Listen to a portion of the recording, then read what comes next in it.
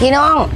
มื้อนี้ค่อยสิมารีวิวโต๊ะใหม่ของค่อยเนาะโต๊ะใหม่ล่าสุดโต๊ะตัวนี้นะบ่ได้หิ้วไปก็ได้เฮาสั่งไปทางใดมันไปทางนั้นนะเฮาบอกว่าไปซ้ายมันก็หู้ความโต๊ะแบบนี้นะมันก็ไปซ้ายเฮาสั่งไปขวามันก็ไปขวาโต๊ะตัวนี้นะอัตโนมัติเลยเด้อพี่น้องเด้อฝากเลยเด้อพี่น้องข้าผู้ใดสนใจสั่งซื้อได้โต๊ะตัวนี้ค่อยพร้อมที่จะขายเลยพร้อมที่จะโอนพร้อมเพราะว่าค่อยเบื่อโต๊ะตัวนี้มันหู้ความแหงเนาะและสิ่งสำคัญค่อยฝากเนี่ยเด้อน้ำหอมวินพัดกับยาสีฟันฟันดีเนาะกินนี้นะจะหอมละมุนดุจเจ้าหญิงเนาะตัวนี้หอมแบบเย้ายวนใจผู้ชายเลยเนาะฝากในเด้อพี่น้องน้ำหอมวินพัดโอเค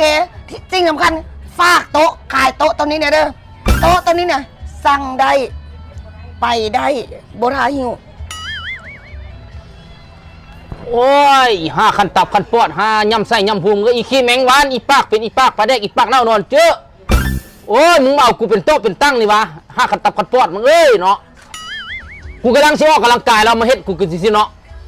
โอ้เอานี่ไหม